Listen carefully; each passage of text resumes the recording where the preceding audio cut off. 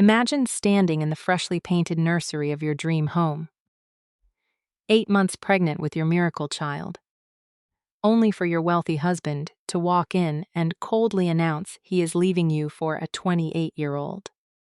To make matters worse, he claims his new mistress got pregnant naturally, completely erasing your 5 grueling years of painful fertility treatments.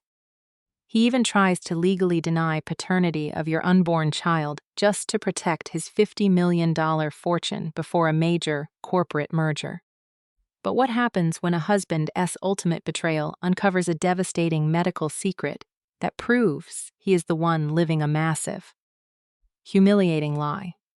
This story is a powerful reminder that the truth always comes to light, and a mother's fierce strength can rebuild an empire from the ashes of betrayal. If you believe in karma and the unshakable power of a woman's resilience, please hit that like button. Share this video with someone who needs to hear it. Let us know your thoughts in the comments. And subscribe to our channel for more incredible stories. The soft blue paint was still wet on the nursery walls when the heavy oak door creaked open. Eleanor Vance dragged the roller across the plaster. The smell of fresh latex paint filled the small room. It smelled like new beginnings. It smelled like a promise finally kept. "Eleanor, put the roller down," Harrison said. His voice was flat. It lacked its usual warmth. Eleanor turned around. She wiped a streak of blue from her forehead. She smiled at her husband. "I am almost finished with this wall," Eleanor said. "The crib arrives on Thursday. It is going to look perfect." Harrison did not step into the room. He stayed in the hallway. His expensive leather shoes clicked softly against the hardwood floor. He wore his tailored gray suit. He looked perfectly put together. He looked entirely out of place in their unfinished nursery. "I said, put it down," Harrison repeated. "We need to talk." Eleanor felt a sudden chill. The late afternoon sun cast long shadows across the floorboards. She rested the paint roller on the plastic drop cloth. It made a wet, sticky sound. She placed her hand on her stomach. She was exactly 8 months pregnant. The baby kicked gently against her palm. "What is wrong?" Eleanor asked. "You look pale." "Did something happen at the firm?" Harrison adjusted his silk tie. He did not meet her eyes. He stared at the blue wall behind her. "I am leaving, Eleanor," Harrison said. "I am packing my bags tonight. I am moving out." The words hung in the empty room. They did not make sense. Eleanor blinked. She tried to process the syllables. They were just sounds. They were not real. "Moving out?" Eleanor asked. Her voice was barely a whisper. "Harrison, the baby is due in 6 weeks. Are we remodeling the master bedroom early?" "Do not play dumb, Eleanor," Harrison said. He finally looked at her. His eyes were cold. They were completely empty. "I am leaving the marriage. I have my assistant bringing boxes tomorrow morning. I am taking my personal items tonight." Eleanor took a step forward. Her back ached. The extra 30 pounds of pregnancy weight pulled at her spine. She reached out toward him. "Are you having a breakdown?" Eleanor asked. "Is it the stress? We can call Dr. Evans. We can get you help." "I do not need help," Harrison snapped. "I am perfectly fine. I am actually better than I have been in years." He took a step back. He created physical distance between them. "I met someone else," Harrison said. "Her name is Paige. She is 28 years old." The air left Eleanor's lungs. It was a physical blow. Her vision blurred at the edges. The smell of the paint suddenly made her nauseous. "You are having an affair, Tom," Eleanor stated. She did not ask it as a question. She knew it was true. "It is more than an affair," Harrison replied. He stood taller. He seemed almost proud. It is a fresh start. Paige is pregnant. Eleanor, we are having a baby." Eleanor grabbed the edge of the windowsill. The wood was cold under her sweating palms. Her heart hammered against her ribs. "I am pregnant," Eleanor said. She pointed to her swollen stomach. "We are having a baby. Our daughter is right here." Harrison sighed. It was a heavy, put-upon sound. It was the sound a parent makes at a stubborn child. "That was science, Eleanor," Harrison said. His tone was cruel. "That was 5 years of clinics. That was thousands of dollars. That was you crying in the bathroom with needles. That was a medical procedure." Eleanor felt the sting of tears, but she did not cry. The shock was too deep. "Paige and I did not need a doctor." Harrison continued. "It was an unexpected pregnancy. It just happened. It was natural. It proved that I was never the problem." He was rewriting history. He was erasing her pain. "I know what we went through. I know the truth." Eleanor stared at the man she married. He looked like a stranger. "You are blaming me," Eleanor said. "You are blaming my body. I am stating facts." Harrison replied. "The last 5 years were a nightmare. You were obsessed. You were a hormone-crazed mess. I lost my wife a long time ago. Paige brought me back to life." The grandfather clock in the hallway chimed. It was 5 o'clock in the evening. The sound was loud and metallic. It marked the end of her marriage. Eleanor looked down at her hands. They were covered in tiny specks of blue paint. They were shaking. "Where are you going?" Eleanor asked. Her voice was remarkably steady. The surface shock kept her numb. "I bought a penthouse downtown," Harrison said. "Paige is already moving her things in. My lawyer will contact you by the end of the week. Do not make this difficult, Eleanor." "Difficult," Eleanor repeated. She let out a dry, hollow laugh. "You are abandoning your 8-month pregnant wife. You are leaving for a 28-year-old girl. You are worried I might make things difficult." Harrison checked his expensive watch. He dismissed her pain completely. "I have to go," Harrison said. "Paige has a dinner reservation for us at 8 o'clock. I will pack a small bag now. The movers will handle the rest." He turned around. He walked down the long hallway toward their master bedroom. Eleanor did not follow him. She could not move her legs. They felt like heavy lead blocks. She stood completely still in the center of the blue room. She heard the sound of a zipper. She heard drawers opening and closing. She heard the clinking of his expensive cologne bottles being tossed into a leather bag. Every sound was sharp. Every sound was final. 15 minutes passed. It felt like 15 hours. Harrison's footsteps returned. He walked past the nursery. He did not even look inside. He did not say goodbye to her. He did not say goodbye to the baby. The heavy oak front door opened. The brass hinges squeaked slightly. "Goodbye, Eleanor," Harrison called out to the empty hallway. The door slammed shut. The sound echoed through the massive, empty house. The lock clicked into place. Eleanor stood alone. The silence was absolute. It was deafening. She slowly lowered herself to the hardwood floor. Her joints popped in the quiet room. She sat with her back pressed against the freshly painted wall. The wet blue paint soaked into her white maternity shirt. She did not care. The grandfather clock in the hallway ticked, ticked, ticked. She stared at the plastic drop cloth. The single drop of blue paint had fallen onto the clear plastic. It was perfectly round. It looked like a synthetic tear. She did not cry. The tears would not come. The shock wrapped around her like a heavy winter blanket. It muffled her emotions, protected her from the crushing reality. She pressed her hands flat against the cold wood floor. "This is not happening. This is a nightmare.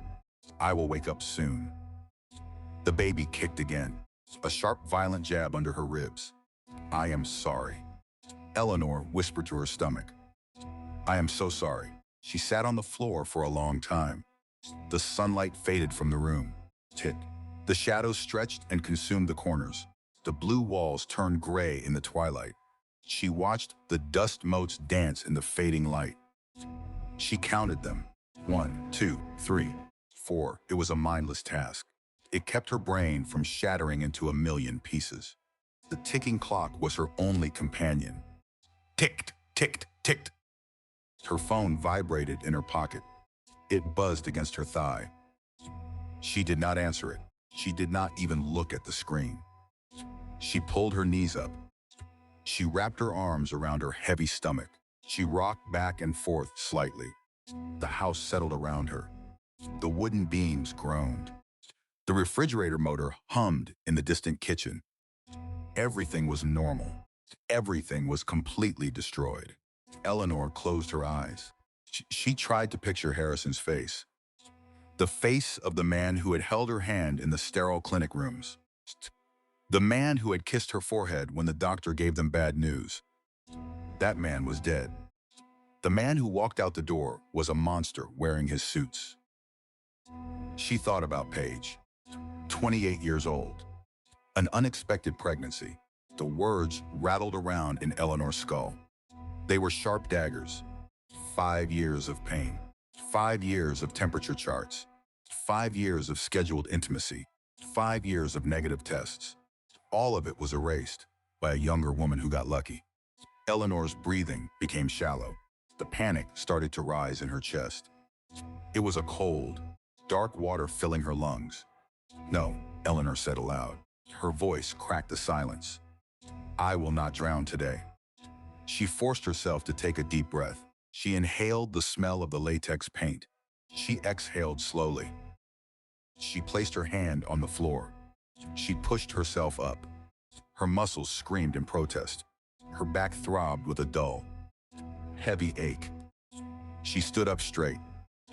She looked around the nursery. The blue walls were beautiful. The trim was perfectly white. She had built a sanctuary for her daughter. She had built a safe place. Harrison had walked in and covered it in dirt. Eleanor walked out of the nursery. She left the paint roller on the plastic drop cloth. She walked down the long hallway. She entered the master bedroom. The closet doors were wide open. Harrison's side was half empty. His expensive suits were gone. His watch collection was gone. He had taken his favorite things. He had left her behind. Eleanor walked into the master bathroom. She turned on the cold water faucet. The water rushed out. It hit the porcelain sink with a loud splash. She cupped her hands. She splashed the freezing water onto her face. The shock of the cold woke her up a little more. She grabbed a white towel. She patted her face dry. She looked at herself in the large vanity mirror. She saw a 38-year-old woman. She saw dark circles under her tired eyes. She saw a pale, drawn face. She saw the toll of 5 years of medical treatments. She also saw a mother. I am not crazy, Eleanor said to her reflection. I know what he promised me. I know what we agreed to. She tossed the towel onto the marble counter. The house was dark now. The sun had completely set. Eleanor walked downstairs to the kitchen. She turned on the overhead lights. The bright fluorescent bulbs buzzed faintly. She opened the refrigerator. She stared at the contents. There was a container of leftover chicken. There were fresh vegetables. There was a bottle of expensive champagne Harrison had bought to celebrate the baby's arrival. She reached out.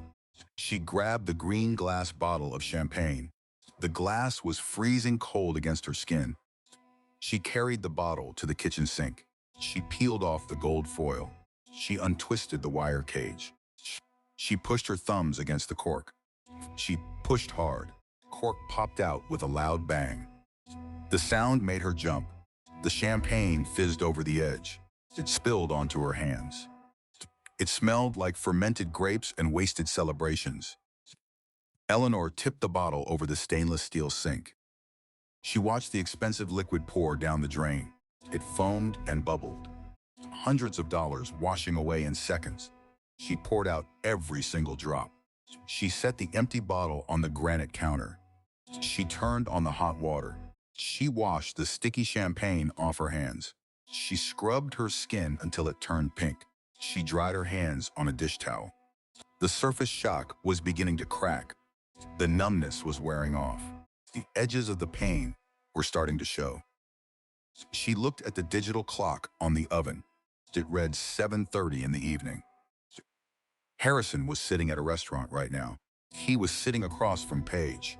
He was probably holding her hand. He was probably smiling. A sharp, jagged pain sliced through Eleanor's chest. It was not a physical pain. It was the pain of recognition. He was truly gone. This was her new reality.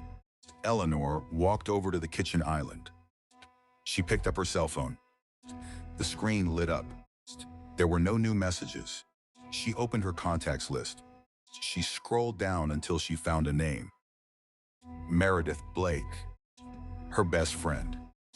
Her anchor. Eleanor pressed the call button. She held the phone to her ear. The phone rang once. It rang twice. "Hello, pregnant lady." Meredith answered. Her voice was loud. It was cheerful. It was entirely wrong for the moment. "Tell me, you have finally finished painting that room." Eleanor tried to speak. She opened her mouth. No sound came out. Her throat was tight. It felt like it was closing up. "Eleanor," Meredith asked. The cheerfulness vanished instantly. Her tone became sharp and alert. "Eleanor, what is wrong? Are you in labor? Do I need to call an ambulance?" "He left," Eleanor managed to say. The words tasted like ash in her mouth. "Who left?" Meredith asked. "Harrison," Eleanor replied. Her voice cracked on his name. "He packed a bag." He walked out. Jets. There was a long pause on the other end of the line. The silence was heavy. "I am coming over right now," Meredith said. Her voice was firm. It was commanding. "Do not move. I will be there in 20 minutes. He has a mistress," Eleanor whispered. Truth was leaking out of her. She could not stop it. "She is 28 years old. She is pregnant." He said it was an unexpected pregnancy. He said it happened naturally. Meredith swore loudly. The curse word echoed through the phone speaker. "Lock the doors," Meredith instructed. "Turn on all the lights. I am getting in my car right this second." The line went dead. Eleanor lowered the phone. She placed it carefully on the kitchen counter. She walked over to the front door. She checked the deadbolt. It was securely locked. She leaned her forehead against the heavy wood. The surface shock had fully worn off. The recognition pain had arrived. It was brutal, for it was unyielding. The life she had known for 10 years was over. The man she had loved was a stranger. Her child was going to be born into a broken family. She stood by the door and waited for her friend. The grandfather clock chimed 8 o'clock. The long night had only just begun. The digital alarm clock buzzed loudly on the wooden nightstand. It was 7 o'clock in the morning. Eleanor reached her heavy arm across the wide mattress. Her fingers brushed against cold, flat cotton sheets. Harrison's side of the bed was completely empty. It was perfectly made. The events of the previous evening crashed down on her all at once. The heavy stone of recognition pain dropped directly onto her chest. Her throat tightened instantly. Her eyes burned with hot, dry tears. It was not a bad dream. It was her new reality. Eleanor stared at the bright white ceiling. The morning sunlight filtered through the expensive linen curtains. The light felt too harsh. The bedroom was entirely too quiet. She could hear her own pulse beating in her ears. She rolled onto her side. Physical ache in her lower back was intense. The baby moved restlessly inside her stomach. "I am alone in this giant house. My husband is gone. He is waking up next to a 28-year-old woman." The thought made her stomach turn over. She pushed the heavy down comforter off her body. She sat on the edge of the bed. Her bare feet touched the cold hardwood floor. The doorbell chimed downstairs. 3 sharp, professional rings. Eleanor wrapped a thick gray wool robe around her swollen body. She walked slowly down the long, curved staircase. Her joints popped in the quiet house. She unlocked the heavy front door. She pulled it open. Greg stood on the front porch. Greg was Harrison's executive assistant. He was 25 years old. He wore a crisp navy blue suit. He held a stack of black garment bags in his hands. He looked completely terrified. "Good morning, Mrs. Vance," Greg said. His voice trembled slightly. "Mr. Vance sent me. He asked me to collect the rest of his business suits." Eleanor stared at the young man. The humiliation washed over her in a hot wave. Her husband did not even have the courage to face her in the daylight. He sent his assistant to clean out 10 years of marriage. "Come inside, Greg," Eleanor replied. She stepped aside to let him pass. "I am very sorry to bother you so early," Greg said. He looked firmly at the floorboards. "I will be as quick as possible. The suits are in the master closet," Eleanor said. "You know the way." She watched Greg hurry up the stairs. The sound of his leather shoes echoed in the empty foyer. A few minutes later, she heard the harsh sound of metal zippers. Zip, zip, zip. It sounded like body bags closing. It sounded like the clinical disposal of her life. Eleanor walked into the large, modern kitchen. The marble countertops were cold. The stainless steel appliances gleamed in the morning sun. She picked up her cell phone from the kitchen island. She dialed Harrison's personal number. She pressed the phone tightly to her ear. It rang 4 times. Then, the automated voicemail greeting played. Eleanor ended the call. She dialed his private office line. Harrison Vance speaking. He answered. His voice was brisk. It was entirely professional. "You sent Greg to pack your clothes," Eleanor said. Her voice shook slightly. She hated that he could hear her weakness.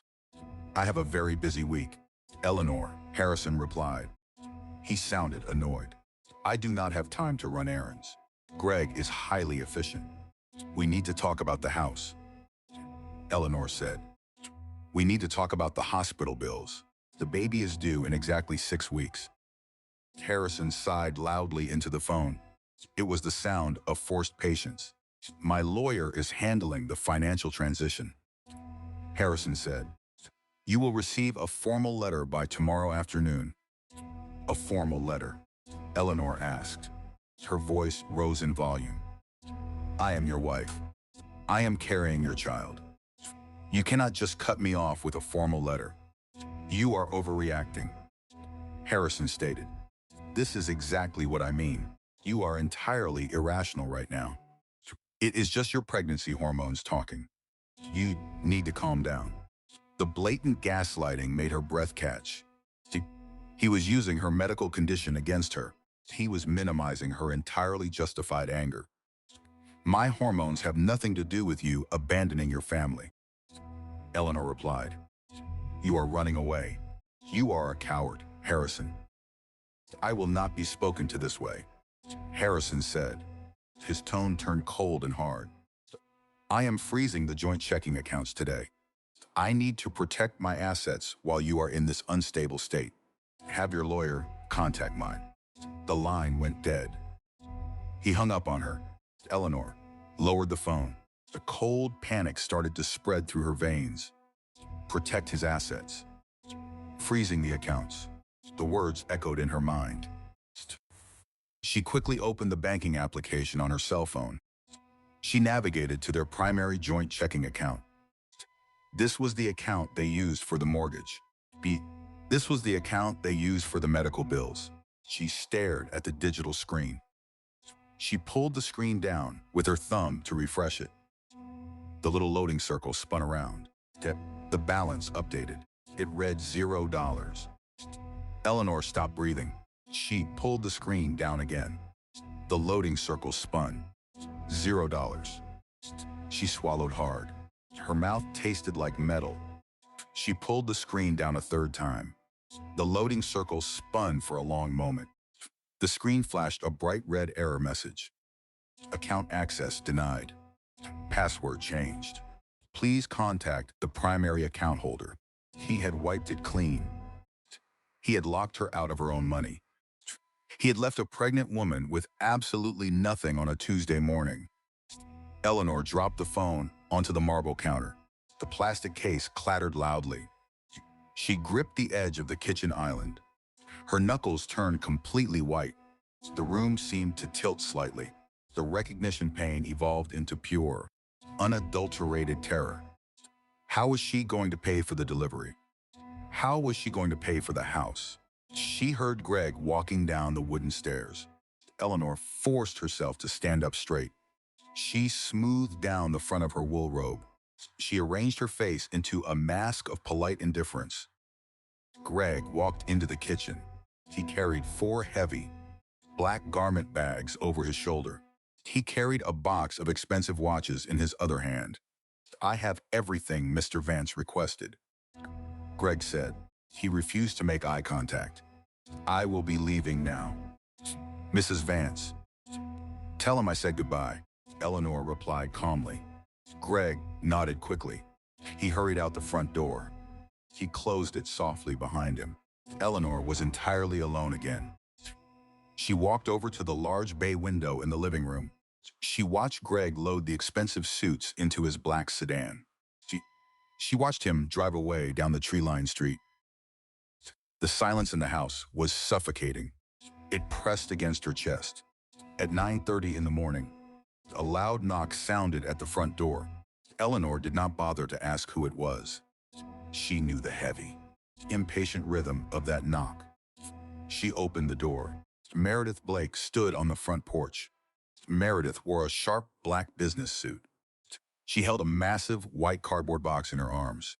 The box was filled with thick manila folders and legal pads. She also carried a tray holding 2 large, steaming cups of dark roast coffee.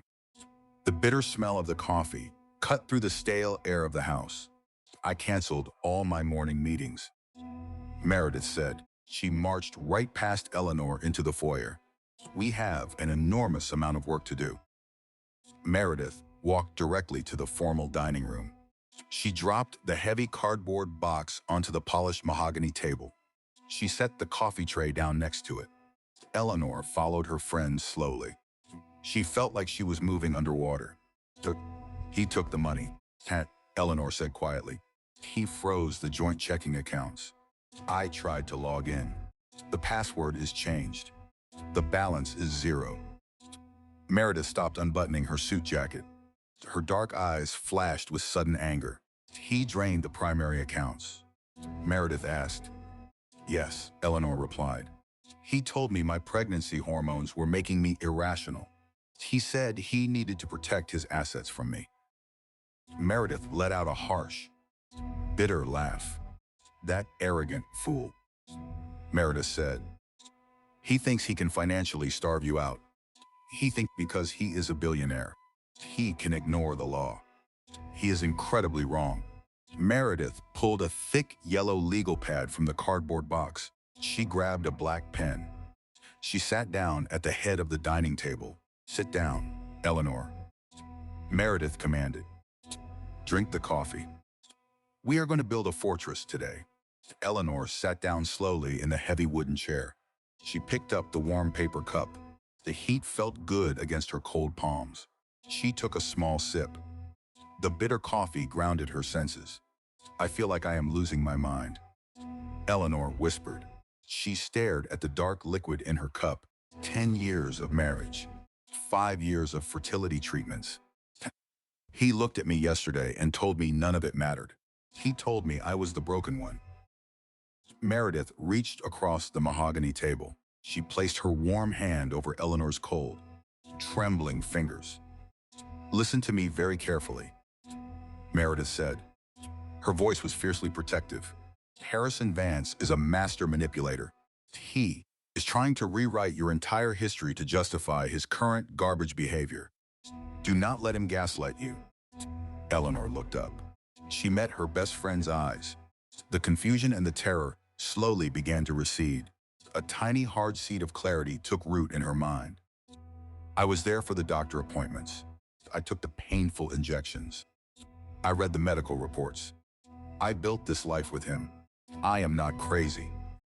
Eleanor stated firmly. I know what he promised me. Exactly, Meredith replied. She tapped her pen against the yellow paper. Now, we need to document everything. I am an accountant. Eleanor, people hide secrets in their words. They never hide secrets in their math. Huh? The numbers will tell us exactly what he is planning. He said his lawyer is sending a formal letter tomorrow. Eleanor said. Good, Meredith said. She began writing rapidly on the legal pad. Let them send the letter. It will show us their opening strategy. We need to find your copy of the prenuptial agreement immediately. Eleanor felt a sudden wave of exhaustion. The adrenaline was fading. The sheer volume of tasks ahead felt entirely impossible. Prenup is in the fireproof safe. Eleanor said, the safe is in his private home office. I do not have the combination. Meredith stopped writing. She looked up at Eleanor. The slow, calculating smile spread across her face. He locked the accounts. Meredith said, he changed the passwords. But he left you alone in this massive house. People who run away always leave something vital behind in their rush. Eleanor looked toward the hallway. Harrison's private home office was at the end of the corridor. The heavy oak door was firmly shut. He never lets anyone in there. Eleanor said, he does not live here anymore. Meredith replied, Tet. He surrendered his privacy when he packed his bags for a 28-year-old girl. Finish your coffee. We are going hunting. The car engine idled loudly in the concrete parking garage. The heavy vibration shook the steering wheel. It hummed against Eleanor's tightly clenched hands. The air smelled of damp concrete and car exhaust. She stared at the digital clock on the dashboard. It read 1:45 in the afternoon. Her appointment was at 2 o'clock. She had been sitting in the parked car for 20 minutes. She was completely unable to turn off the ignition. Her fingers hovered over the engine button. They refused to push it. Turning off the car meant going inside. Going inside meant the nightmare was permanent. Eleanor leaned her head back against the cold leather headrest. She closed her eyes. A memory rushed into her mind. It was a memory from exactly 8 months ago. She was lying on a cold medical table at the fertility clinic. The room smelled like rubbing alcohol and sterile paper.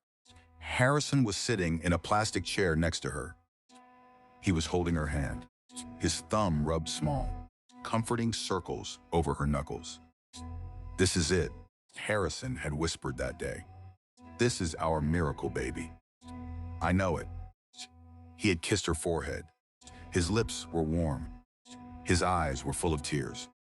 It was the most beautiful moment of her life.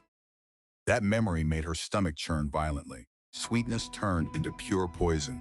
The warm, supportive husband was a ghost. He was an illusion. The man who kissed her forehead was the same man who froze her bank accounts. The grief for what she thought she had was suffocating. She opened her eyes. The dark parking garage came back into focus. I am not that crying woman anymore. I cannot afford to be her today. Eleanor pushed the engine button. The car shuddered and went perfectly silent. She grabbed her leather handbag from the passenger seat. She opened the heavy car door. The humid summer air hit her face. She walked toward the glass elevator. Her low heels clicked loudly on the concrete floor. Clack, clack, clack. The elevator took her to the 40th floor. The polished, stainless steel doors slid open with a soft chime.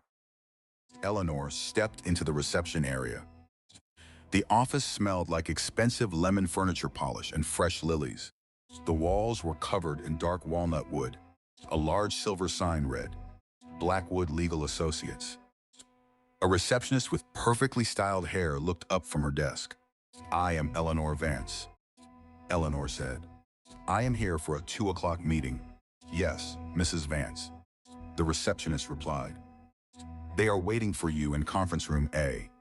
right down the hall to your left. Eleanor walked slowly down the thick carpeted hallway. She pushed open the heavy glass door to conference room A. The room was freezing. The air conditioning blasted from the vents above.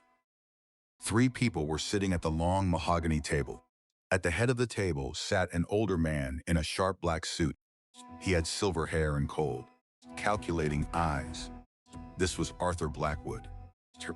He was the most ruthless divorce attorney in the city. Sitting to his right was Harrison. He wore a tailored navy suit. He looked relaxed. He looked arrogant. Sitting directly next to Harrison was a young woman. She had long blonde hair. She wore a tight, designer maternity dress. Her hand rested possessively on Harrison's arm. This was Paige. Eleanor stopped breathing for a second. The absolute audacity of bringing the mistress to a legal meeting was staggering. "Please have a seat, Mrs. Vance," Mr. Blackwood said. He gestured to the empty leather chair on the opposite side of the table. Eleanor did not sit down immediately. She stared directly at Paige. Paige shifted uncomfortably in her chair. She looked down at the mahogany table. "Why is she here?" Eleanor asked. Her voice was ice cold. "Paige is an interested party in this transition," Harrison replied smoothly. "She is my future. We want total transparency." Eleanor pulled out the heavy leather chair. She sat down slowly. She placed both hands protectively over her pregnant stomach. "Let us begin," Mr. Blackwood said. He opened a thick manila folder. He pulled out a stack of legal documents. "My client wishes to expedite this divorce," Mr. Blackwood stated. "He is willing to offer a generous settlement. However, we need to address a critical discrepancy regarding the prenuptial agreement." Eleanor kept her face entirely blank. Meredith had warned her about this. "According to the prenuptial agreement signed 10 years ago," Mr. Blackwood continued, "in the event of a divorce, you are entitled to a lump sum of $50 million. But there is a specific clause attached to that payout, the Fidelity and Family Clause." Eleanor said. "Exactly," Mr. Blackwood replied. "The payout is only valid if the marriage produced a biological heir for Mr. Vance. If there is no biological child, the settlement drops to $2 million. Eleanor frowned slightly. She felt a deep, twisting knot form in her chest. "I am 8 months pregnant," Eleanor said slowly. "We used our own embryos. We have a biological child." Harrison leaned forward in his chair. He laced his fingers together on the table. "We do not believe that is true, Eleanor," Harrison said. The room went completely silent. The hum of the air conditioning seemed to vanish. "What did you just say?" Eleanor asked. The words barely left her throat. "We believe there was a severe medical error at the fertility clinic," Mr. Blackwood said.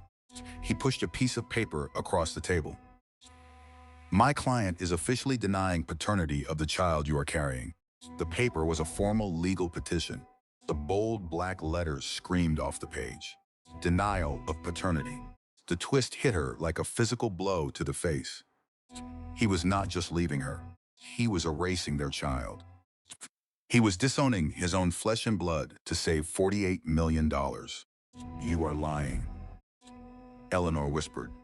She looked directly into Harrison's eyes. "It was your sample. It was our last frozen embryo. We were both in the room. I am a healthy man," Harrison said. His voice was loud. It was defensive. "Paige and I conceived a child naturally within 2 months of meeting. I was never the problem." "Eleanor, the clinic clearly mixed up the samples. You are carrying another man's child."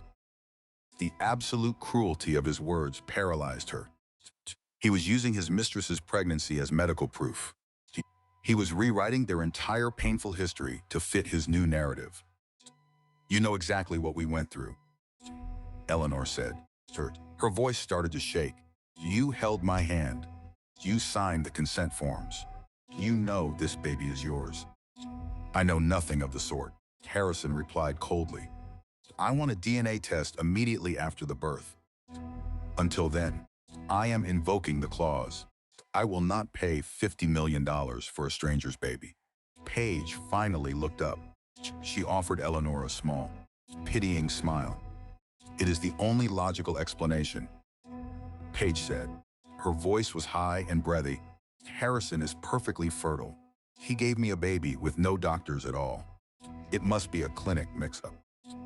You should really sue them. Eleanor, the sound of the young woman's voice broke the paralysis. A hot, searing energy started in Eleanor's chest. It spread down her arms. It burned away the remaining surface shock. The memory flooding stopped. The grief evaporated. Something much darker and much stronger took its place. I have to choose between fighting for the man I thought I married and fighting for the child in my womb. I cannot afford to protect his reputation anymore. Eleanor looked at the formal petition on the table. She did not touch it. This is your strategy, Eleanor stated. She did not ask a question. She voiced an absolute certainty. It is the truth. Harrison deflected. Let us be rational about this. Sign the preliminary agreement today. Accept the $2 million. Walk away quietly. He was trying to corner her. He was using her shock and her pregnant state to force a quick surrender. He expected her to cry. He expected her to break down in front of his new girlfriend. Eleanor pushed her chair back. The wooden legs scraped loudly against the floor. She stood up slowly. She towered over the mahogany table. I am not signing anything, Eleanor said. Her voice was completely steady. It echoed in the cold room. Mr. Blackwood frowned. He tapped his expensive pen on the table. Mrs. Vance, if you refuse this offer, we will freeze every single asset tied to the marriage. The divorce attorney threatened. We will drag this out in court for years. You will have nothing to support that child. You already froze the accounts. Harrison, Eleanor said. She ignored the lawyer entirely. She locked eyes with her husband. You already took the money. You already brought your mistress to a legal meeting. You have played all your cheap cards. Harrison's face flushed red. He stood up quickly. Do not insult me. Harrison snapped. I am trying to be generous to you. I am trying to give you a clean break. You are being completely hysterical. I am not hysterical, Eleanor replied calmly. I am finally awake. You want to deny paternity to save your money. Fine, we will take a DNA test. We will take it the minute my daughter is born. But I will not hide quietly. Harrison, I will not let you erase my reality. She reached out and picked up the petition paper. She ripped it in half. The sound of tearing paper was loud and satisfying. She dropped the pieces onto the polished wood. Tell your lawyer to contact my representation, Eleanor said. We will see you in court. Eleanor turned around. She walked toward the heavy glass door. She did not look back. She pushed the door open. She walked down the long, carpeted hallway. Her heels clicked steadily. She entered the elevator. She pressed the button for the lobby. Stainless steel doors closed. She was alone again. The anger was rising fast. It felt good. It felt like armor. Harrison Vance thought she was a broken, desperate woman. He thought she would crumble under the weight of his lies. He was incredibly wrong. He had just declared war on a mother. He had no idea what he had awakened. The small brass key slid into the heavy lock. It made a sharp, metallic click. The sound echoed in the dark hallway. Eleanor pushed the oak door open. It swung inward on silent hinges.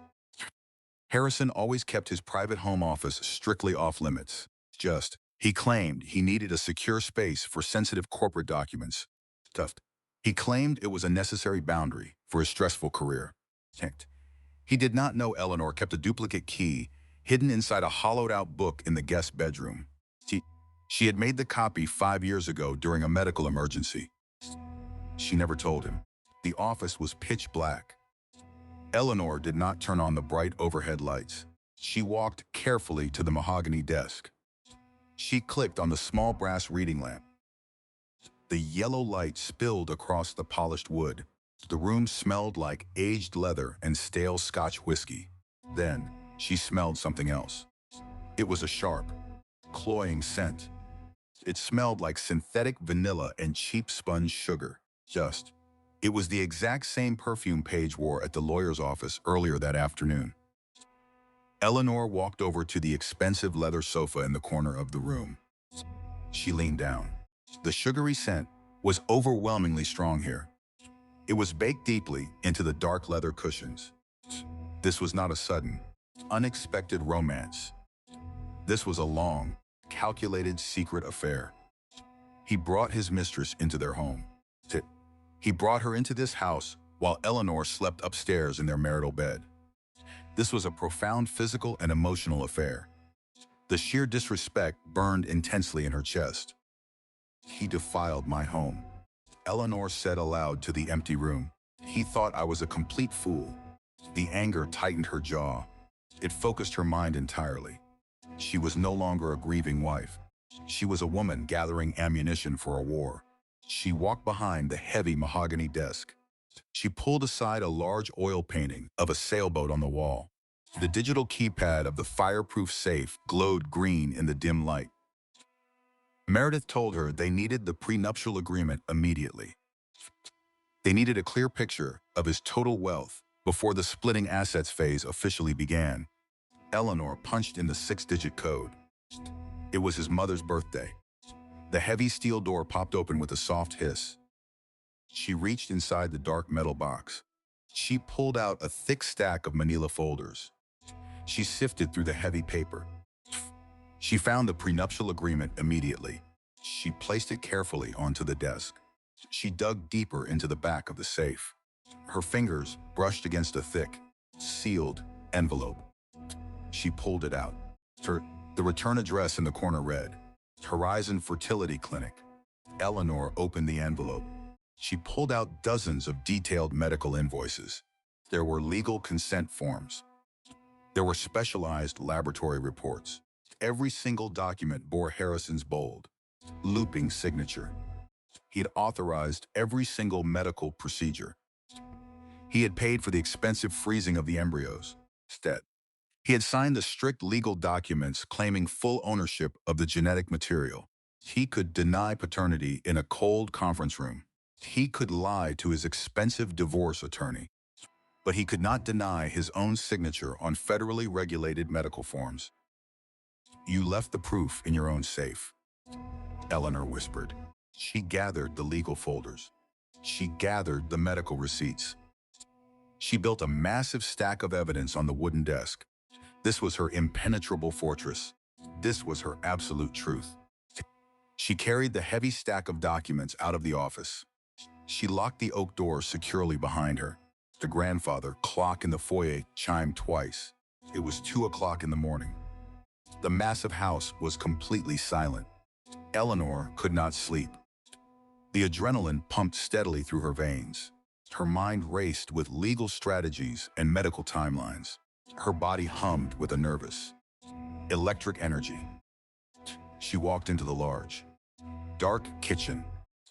The white ceramic floor tiles were freezing against her bare feet.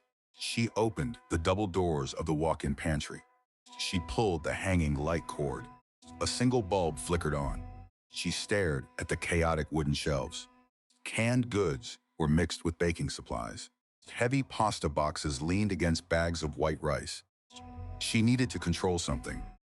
She needed to put something in perfect, undeniable order. Eleanor reached for a small glass jar of oregano. She placed it on the kitchen island. She reached for the dried basil. She placed it next to the oregano. For the next 2 hours, she did not think about the impending divorce. She did not think about the cruel emotional affair. She did not think about Paige sitting in that conference room. She emptied every single shelf. She wiped down the white wooden boards with a damp, soapy cloth. The kitchen smelled strongly like lemon cleaner and cinnamon dust. The glass jars clinked softly against the marble counter. Clink, clink, clink. It was a rhythmic, highly soothing sound. She sorted every single spice jar alphabetically. Allspice, basil, cardamom, cinnamon, cumin. She aligned the paper labels perfectly forward. She grouped the baking supplies strictly by expiration date. She stacked the heavy canned goods into neat, uniform rows. Her lower back throbbed with a dull, heavy ache. Her swollen feet felt like lead weights. She ignored the physical discomfort entirely. The repetitive motion quieted her racing mind. It gave her a profound sense of control over her immediate environment. At 4:15 in the morning, she pushed the last cardboard box of pasta into its proper place. She stepped back. She wiped her forehead with the back of her hand. She looked at her meticulous work. The pantry was absolutely immaculate. Everything had a designated, logical place. Everything was exactly where it belonged. Eleanor turned off the pantry light. She stood alone in the dark kitchen. She placed both hands firmly on her pregnant stomach. The baby was sleeping quietly. "We are going to be fine," Eleanor said to the dark room. "I am going to fix everything." Just like this, she finally walked upstairs to the master bedroom. She climbed into the large, empty bed. The cotton sheets were cold against her skin. She did not cry a single tear. The righteous anger was a warm, heavy blanket. She closed her eyes and finally fell into a deep, dreamless sleep. The plastic laundry basket dropped onto the bedroom floor. It made a dull, heavy thud. Eleanor sat down on the edge of the large mattress. She reached into the basket. She pulled out a tiny pink cotton onesie. She did what she always did when her world was spinning out of control. She folded laundry, smoothing the tiny cotton onesies until her hands stopped shaking. The soft fabric smelled like sweet lavender baby detergent. She folded the small sleeves inward. She placed the folded square onto the bed. She reached into the basket again. She pulled out a soft yellow blanket. Then, the pain hit her. It was a sharp, violent cramp low in her stomach. It felt like a heavy knife. It stole all the breath from her lungs. Eleanor gasped loudly. She dropped the yellow blanket. Another cramp followed immediately. It was much worse than the first. The pain radiated through her lower back. Her vision blurred at the edges. She grabbed her cell phone from the nightstand. She dialed Meredith's number with shaking fingers. "Meredith, something is wrong," Eleanor said. Her voice was breathless and panicked. "The pain is very bad. The baby is coming too early." "I am on my way," Meredith replied instantly. "I will be there in 4 minutes. Unlock the front door right now." Eleanor forced herself to stand up. The pain was blinding. She walked slowly out of the bedroom. She gripped the wooden handrail of the staircase. She took one agonizing step at a time. She unlocked the heavy front door. She collapsed onto the wooden bench in the foyer. 10 minutes later, Eleanor was sitting in the passenger seat of Meredith's car. The engine roared loudly as Meredith sped down the city streets. The hospital emergency room smelled like harsh bleach and stale coffee. The fluorescent lights buzzed overhead with a bright, annoying hum. The triage nurse took one look at Eleanor and grabbed a wheelchair. The rubber wheels squeaked loudly on the polished linoleum floor. Squeak, squeak, squeak. They pushed her into a small, sterile examination room. The nurse helped her onto the narrow hospital bed. The white paper covering crinkled loudly under her weight. The nurse strapped a thick electronic monitor around Eleanor's stomach. She squirted cold ultrasound gel onto the skin. The sudden cold made Eleanor shiver. Then, a sound filled the room. Swoosh, swoosh, swoosh. It was the baby's heartbeat. It was fast and steady. It was the most beautiful sound in the world. Eleanor let out a long, shaky breath. The tears finally spilled over her eyelashes. Meredith stood in the corner of the small hospital room. Her face was pale. She held her cell phone to her ear. She was calling Harrison. Harrison Vance. Your wife is in the hospital, Meredith said loudly. Eleanor listened from the hospital bed. The white cotton sheets felt rough and scratchy against her bare arms. Is the baby born? Harrison asked through the phone speaker. His voice sounded annoyed and deeply inconvenienced. No, Meredith replied. She had severe abdominal pains. They are monitoring her heart rate now. You need to get down here immediately. I am at a very important dinner. Harrison said. Test. Paige and I are meeting with the corporate board of directors. This is a critical moment for my career. Your pregnant wife is in the emergency room. Meredith said. Your career can wait. Your baby on the way might be in danger. It is just false labor. Harrison stated dismissively. It is her pregnancy hormones acting up again. She is just trying to get my attention because I moved out. You are an absolute monster, Meredith said. Her voice shook with pure rage. Tell her to call my assistant if she needs a ride home. Harrison replied. I cannot cancel this dinner. Do not interrupt my evening again. The line went dead. He hung up on them. The dial tone hummed in the quiet hospital room. Eleanor stared at the white ceiling tiles. The fierce, protective anger from the night before drained away completely. The deep, terrifying vulnerability took its place. It settled heavily in her chest. Her cheating husband was not coming. He was choosing a business dinner and his young mistress over his unborn child. He was truly gone. He did not care if she lived or died in this hospital bed. The doctor walked into the room. He wore a crisp white coat. He carried a silver metal clipboard. The baby is perfectly fine, Mrs. Vance, the doctor said. He offered a kind smile. You experienced severe stress-induced contractions. Your body is reacting to extreme emotional trauma. You need to rest. I understand, Eleanor replied softly. I am prescribing you mandatory bed rest for the next 3 days. The doctor said, stress is very dangerous right now.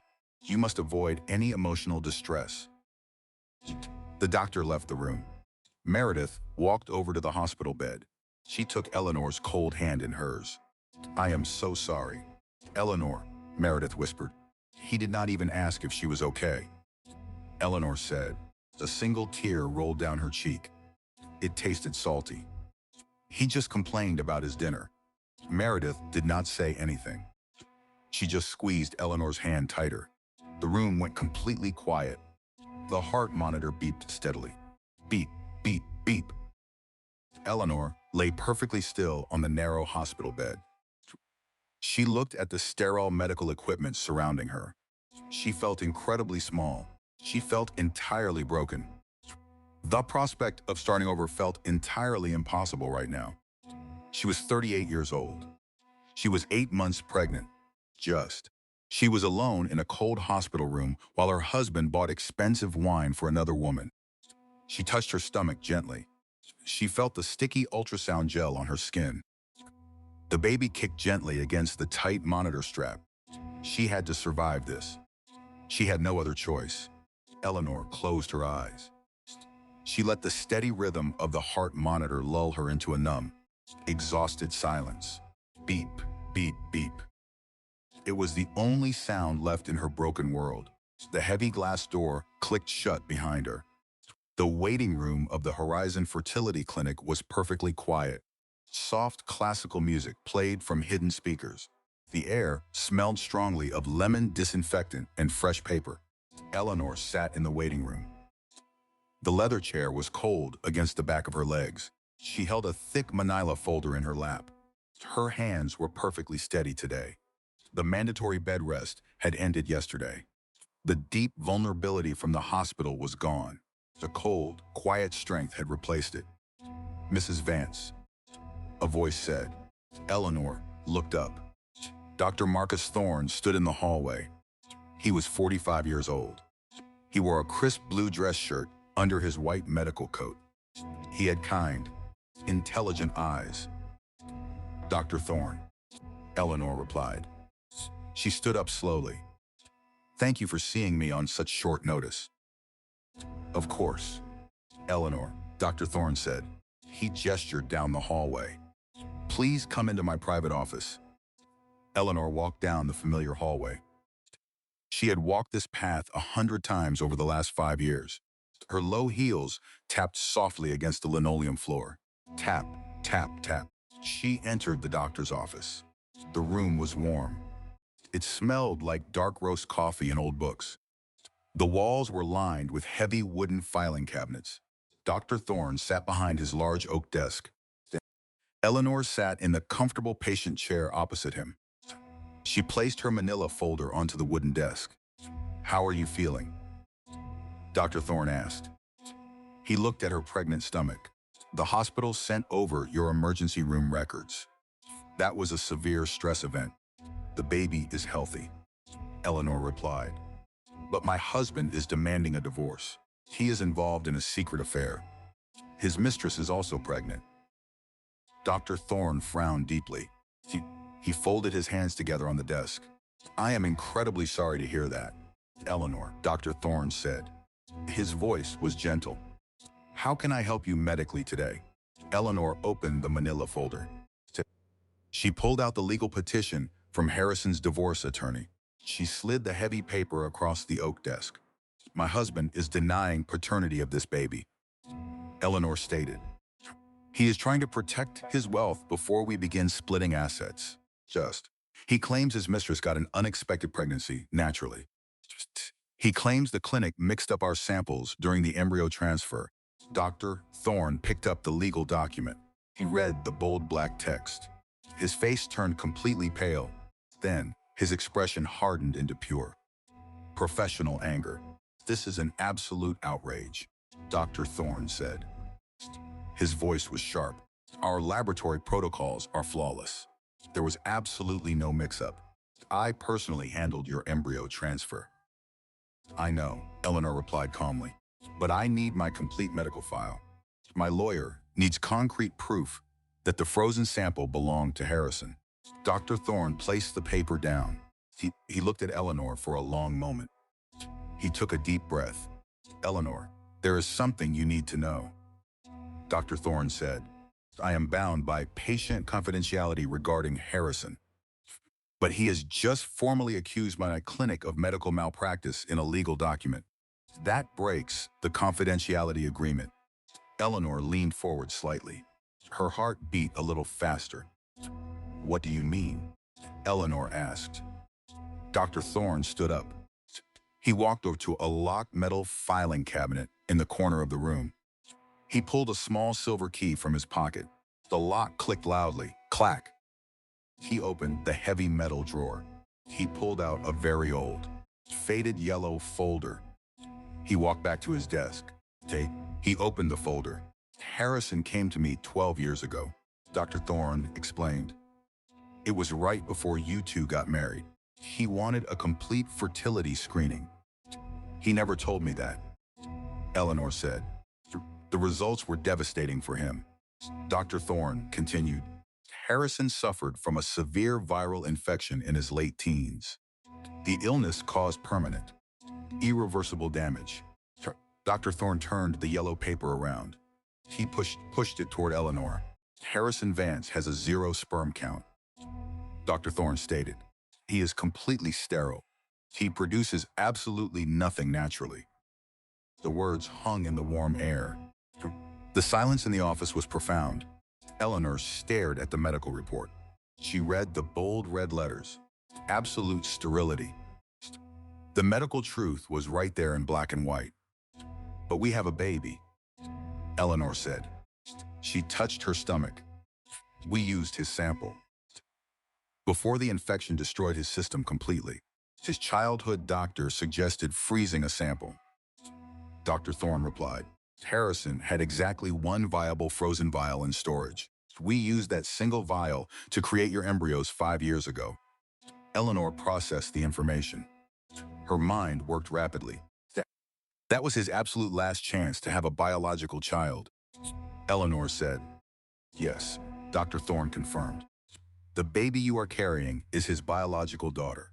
She is the only biological child he will ever have.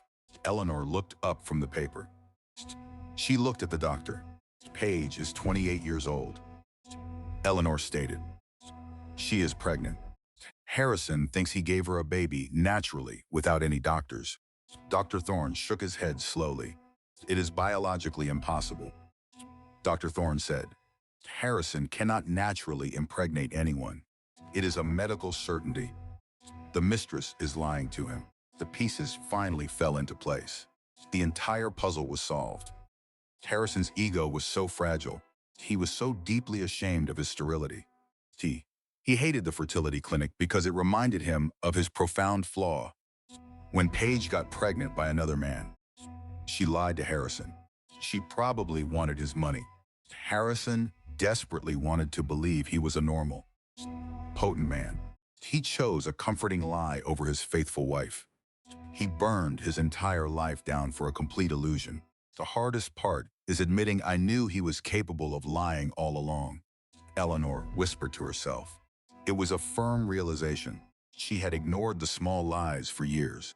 I will print your entire medical file, Dr. Thorne said. He typed rapidly on his computer keyboard. Click, click, click. I will also provide a sworn medical affidavit. I will testify that Harrison is naturally sterile. His legal petition is completely fraudulent. Thank you, Dr. Thorne, Eleanor replied. She felt a massive weight lift from her shoulders. She did not feel sad for Harrison. She felt a deep, profound pity. He was a wealthy, arrogant fool. He was currently buying expensive gifts for another man's baby. He threw everything away. Eleanor said, he threw away his only real child for a total lie. Truth has a way of revealing itself. Dr. Thorne replied. He handed her a thick stack of printed papers. The pages were warm from the printer. Eleanor took the papers. She placed them carefully into her manila folder. This was not just legal evidence. This was a nuclear weapon. She stood up from the comfortable chair. She felt incredibly light, tense. The physical aches of pregnancy seemed to disappear entirely. I am going to keep this quiet for now, Eleanor said. Dr. Thorne raised an eyebrow. You are not going to tell his divorce attorney? Dr. Thorne asked. No, Eleanor replied. A small, cold smile touched her lips. He wanted a public, messy divorce. He wanted to humiliate me. I'm going to let him dig his own grave first. I am going to wait for the perfect moment. Be careful, Eleanor, Dr. Thorne warned gently. I am perfectly safe. Eleanor said. He is the one standing on a trapdoor. She shook the doctor's hand. She turned around and walked out of the office. She walked out of the clinic and into the bright afternoon sunlight. The heat felt good on her skin. She opened her car door. She placed the heavy manila folder onto the passenger seat. She sat behind the steering wheel. She did not cry. She did not panic. She just smiled. It was a genuine smile. Harrison wanted to play games with her life. He wanted to use her pregnancy hormones as an excuse to steal her dignity. She started the car engine. The motor purred softly. She was going to let him build his massive house of cards. She was going to let him show it off to the entire world. And then she was going to blow it down with a single piece of paper. The sharp scratch of a silver pen echoed in the quiet conference room. Scratch, scratch, scratch. Eleanor sat at the heavy glass table. Meredith sat closely beside her. Across the table sat Eleanor's hired divorce attorney. Her name was Ms. Gable. She was a brilliant, sharp-minded lawyer. The room smelled of fresh coffee and expensive printer ink. Ms. Gable pushed a thick legal document across the smooth glass. Harrison's legal team just sent their final proposal for splitting assets, Ms. Gable said. Her voice was strictly professional. They are playing hardball. Eleanor, they are offering exactly $2 million. They are refusing to pay any future child support. They are still legally denying paternity. Eleanor looked at the thick stack of paper. She did not touch it. Why are they rushing? Meredith asked. She narrowed her dark eyes. Harrison usually loves to drag things out to torture his opponents. He has a massive corporate merger finalizing on Monday morning. Ms. Gable replied. He needs all of his personal financial liabilities settled before the board of directors signs the final contracts. He is desperate for your signature this week. Eleanor reached for her glass of ice water. Condensation dripped down the smooth sides. The ice clinked softly. Clink, clink. She ran her index finger around the rim of the glass. Round and round. The physical weight of holding a secret was incredibly heavy. It sat in her chest like a solid block of iron. But it did not crush her. It grounded her. He thinks I am desperate, Eleanor stated. He thinks I am terrified of being a single mother. He is using fear as a weapon. Ms. Gable said. If we take this to court, we will win. The prenuptial agreement is ironclad if the baby is his. But a legal battle will take 3 years. He knows you need money for the hospital delivery now. Eleanor stopped tracing the glass. She opened her leather handbag. She pulled out the thick manila folder from Dr. Thorne. I do not need 3 years, Eleanor said calmly. I need 3 days. She opened the folder. She pulled out the signed medical affidavit. She slid the official document across the glass table toward her lawyer. Ms. Gable picked up the paper. She adjusted her reading glasses. She read the bold print. The quiet in the room was absolute. Only the faint hum of the air conditioning could be heard. Ms. Gable stopped breathing for a full second. She looked up. Her professional composure completely cracked. Her eyes were wide with pure shock. Is this authentic? Gable asked. Her voice dropped to a harsh whisper. It is signed and sealed by the chief of medicine at Horizon Fertility Clinic, Eleanor replied. My husband suffered a severe infection in his youth. He has a 0 sperm count. He is completely, permanently sterile. Meredith gasped loudly. She grabbed Eleanor's arm. Sterile, Meredith asked. But Paige is pregnant. She is parading around town in designer maternity clothes. Paige is carrying another man's child. Eleanor said. Harrison is so obsessed with his own masculinity. He was so desperate to prove he was not broken. He blindly believed her lies. Gable set the paper down carefully. The slow, dangerous smile spread across the lawyer's face. This changes absolutely everything, Ms. Gable said. This is not just proof of paternity for your child. This is medical proof of massive legal fraud on his part. He lied on a federal legal petition. I know, Eleanor said. He built his entire escape plan on a total lie. We submit this to the judge immediately. Ms. Gable instructed. She reached for her phone. We will freeze his corporate shares by tomorrow morning. We will destroy his merger. No, Eleanor said firmly. Ms. Gable stopped. She looked at Eleanor with deep confusion. We do not submit it today, Eleanor commanded. I want to do this my way. Somewhere along the way, I became invisible to him. He treated me like a problem to be erased. He will see me now. Suddenly, Eleanor's cell phone vibrated on the glass table. The screen lit up. The caller ID displayed Harrison's name. Eleanor looked at Meredith. She looked at Ms. Gable. She pressed the green answer button. She put the phone on speaker. Hello, Harrison, Eleanor said. She forced her voice to sound weak. She made herself sound completely defeated. Did you get the paperwork? Harrison asked. His voice was loud and arrogant. My lawyer said they delivered the final offer an hour ago. I am looking at it right now, Eleanor replied softly. Sign it, Eleanor, Harrison demanded. $2 million is more than generous. You can buy a nice little house in the suburbs. If you fight me, you will end up with nothing. Eleanor took a deep, shaky breath. She played her part perfectly. I am so tired of fighting. Harrison, Eleanor said, the pregnancy is so exhausting. I just want this nightmare to be over. Harrison let out aloud. Victoria's sigh. His massive ego fed on her apparent surrender. That is a very smart choice. Harrison said, Chest, have your lawyer courier the signed documents to my office this afternoon. No, Eleanor replied. The phone line went silent for a moment. Excuse me, Harrison asked. His tone sharpened instantly. I will sign the papers, Eleanor clarified. But I will not send them with a messenger. I want to hand them to you personally. I do not have time for an emotional goodbye. Eleanor, Harrison snapped. You are hosting the annual hospital charity gala this Saturday. Eleanor said, it is at the country club. I will bring the signed papers there. You want to come to my charity gala? Harrison asked. He sounded entirely baffled. I will meet you in the private boardroom upstairs at 8 o'clock. Eleanor continued. I want your lawyer there. I want Paige there.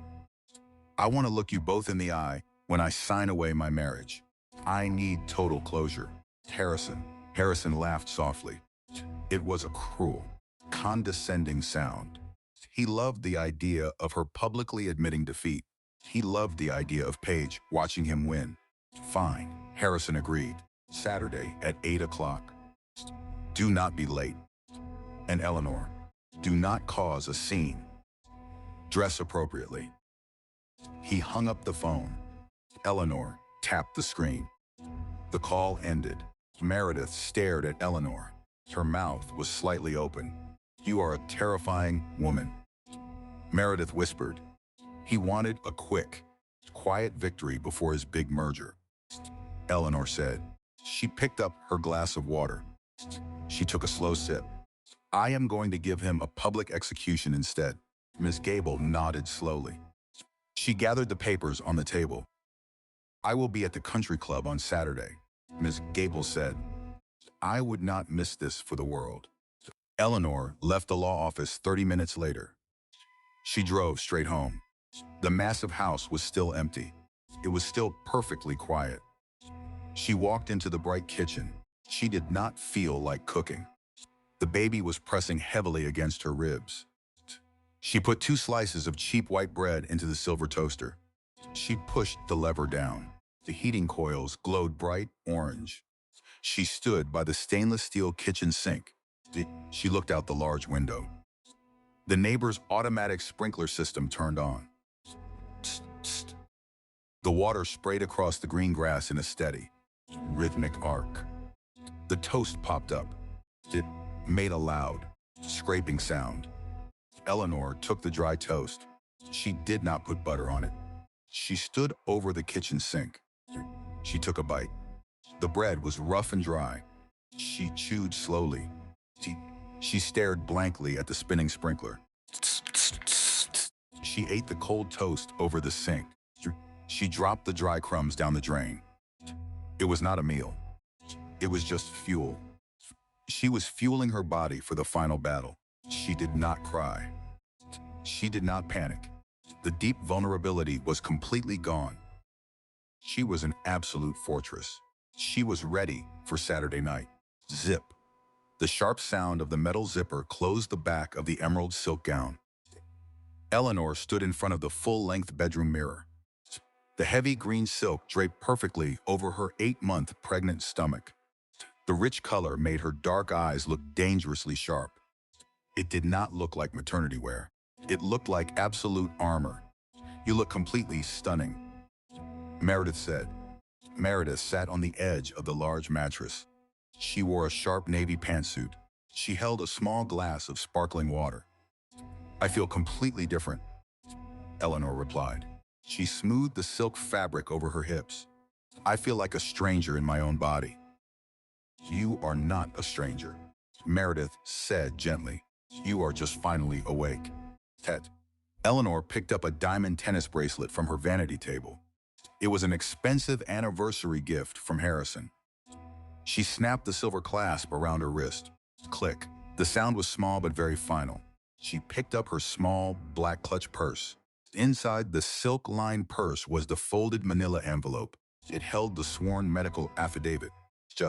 The physical weight of holding a secret was incredibly heavy. She unconsciously traced the smooth gold rim of her compact mirror with her thumb, round and round. She had held this explosive secret for 3 full days. It gave her a quiet, buzzing strength. Starting over feels impossible, but staying feels worse. Eleanor stated calmly. Meredith nodded slowly. She stood up from the bed. "Are you ready to do this?" Meredith asked. "I am ready to end this," Eleanor replied. Just, the Blacktown car pulled up to the grand entrance of the Oak Creek Country Club. The heavy tires crunched loudly against the white gravel driveway. Crunch, crunch, crunch. The evening air smelled of expensive cigars and blooming jasmine flowers. Classical string music drifted out from the open ballroom doors. A young valet opened the car door. Eleanor stepped out into the warm summer air. She walked slowly up the wide marble stairs. The music grew louder with every step. A lively waltz filled the air. She stood at the grand entrance of the main ballroom. Massive crystal chandeliers cast a bright, sparkling light over the crowded room. Wealthy guests laughed and drank expensive champagne. She scanned the large room. She found him immediately. Harrison stood near the main mahogany bar. He wore a custom black tuxedo. He held a crystal glass of dark amber whiskey. Paige stood directly beside him. She wore a tight white maternity dress. Her blonde hair was perfectly styled. She looked incredibly smug. "Good evening, Eleanor," a deep voice said. Eleanor turned around. Dr. Marcus Thorne stood right behind her. He wore a classic black suit. He looked very distinguished and entirely calm. "Thank you for coming, Dr. Thorne," Eleanor said. "I would not miss this night," Dr. Thorne replied. "Your lawyer, Ms. Gable, is already waiting upstairs." Eleanor took a deep breath. Smell of expensive floral perfume and roasted prime rib filled her nose. "Let us go," Eleanor said. Just. They walked together across the grand ballroom floor. People stopped talking and turned to look at them. The whispering started immediately. Eleanor held her head high. Her low heels clicked softly against the polished wood. Clack, clack, clack. She walked right past Harrison. She did not even look in his direction. "Eleanor," Harrison called out loudly. Eleanor stopped walking. She turned her head slowly. Harrison stared at her emerald gown. He looked completely surprised. He expected a broken, weeping woman in loose sweatpants. He did not expect this glowing, powerful presence. "It is exactly 8 o'clock, Eleanor said simply. "I will be waiting upstairs in the private boardroom." She turned away immediately. She walked up the sweeping grand staircase. Dr. Thorne walked quietly beside her. The private boardroom was located on the second floor. Dust. The thick hallway carpet absorbed the sound of their footsteps. Eleanor pushed open the heavy mahogany door. The room was completely soundproof. The loud party music from downstairs vanished instantly. The air was cool and smelled sharply of lemon furniture polish. Miss Gable sat at the long wooden table. Mr. Blackwood, Harrison's expensive divorce attorney, sat opposite her. He checked his gold watch and looked very annoyed. "Good evening," Eleanor said. She pulled out a heavy leather chair. She sat down smoothly. Dr. Thorne sat directly next to her. 3 minutes later, the door opened again. Harrison walked briskly into the room. Paige followed closely behind him. Harrison looked at Dr. Thorne with deep confusion. "Who is this man?" Harrison asked. "This is a private legal meeting. He needs to leave the room immediately." "This is Dr. Marcus Thorne," Eleanor replied calmly. "He is my medical advisor. He is staying right here." Harrison's face tightened. He recognized the name from the fertility clinic paperwork. A small flicker of panic crossed his dark eyes. He quickly masked it with pure arrogance. "Fine," Harrison snapped. "Let us get this over with. The corporate board members are waiting for me downstairs." He pulled out a heavy chair for Paige. They both sat down directly across from Eleanor. Mr. Blackwood opened his dark leather briefcase. The brass locks clicked loudly. He pulled out a thick stack of printed papers. "We are here to finalize the splitting assets agreement," Mr. Blackwood said. His voice was dry and formal. "My client is offering a $2 million lump sum. In exchange, Mrs. Vance waives all future claims to the estate. We also strictly require a signed non-disclosure agreement." Eleanor looked down at the documents. She did not reach for the silver pen. "Before I sign anything, I want to clarify something," Eleanor said. Her voice was perfectly steady. Harrison sighed loudly. He rolled his eyes toward the ceiling. "Eleanor, please stop stalling," Harrison demanded. "You agreed to sign the papers tonight. Do not make a dramatic scene. You stated in your legal petition that you are officially denying paternity," Eleanor continued. She ignored Harrison entirely. She looked directly into Mr. Blackwood's eyes. "You claim the medical clinic made a severe error." "That is exactly correct," Mr. Blackwood replied. "My client successfully conceived a child naturally with Ms. Sterling. Therefore, the clinic must have used the wrong donor sample for your pregnancy." Paige placed her delicate hand over her stomach. She offered Eleanor a small, fake smile. "It was just an unexpected pregnancy," Paige whispered. "It happens all the time to healthy couples." Eleanor looked at the young woman. The quiet strength inside her chest flared brightly. It was a warm, powerful fire. "It does happen," Eleanor agreed softly. "But it absolutely did not happen with my husband." She opened her black clutch purse. The metal clasp clicked loudly in the quiet room. Click. She pulled out the thick manila envelope. She placed it squarely in the center of the polished wooden table. "What is this?" Harrison asked. He leaned forward slightly. "That is the absolute truth," Eleanor replied. She looked at Ms. Gable. The sharp lawyer nodded slightly. "Mr. Blackwood," Ms. Gable said. Her voice was pure ice. "You submitted a formal legal petition denying paternity. You based this entirely on your client's claim of natural fertility." "Yes," Mr. Blackwood said cautiously. He sensed a trap. Ms. Gable reached out. She opened the manila envelope. She pulled out the sworn medical affidavit. "My client rejects your settlement offer entirely," Ms. Gable stated clearly. We are legally invoking the $50 million fidelity and family clause from the original prenuptial agreement." Harrison laughed sharply. It was a nervous, incredibly harsh sound. "You are completely delusional," Harrison said. "I am absolutely not paying $50 million for another man's baby. It is not another man's baby," Dr. Thorne said. His deep, calm voice filled the tense room. Harrison glared at the doctor. The veins in his thick neck popped out visibly. "You are a massive fraud," Harrison spat angrily. "Your incompetent clinic ruined my marriage. You mixed up the vials."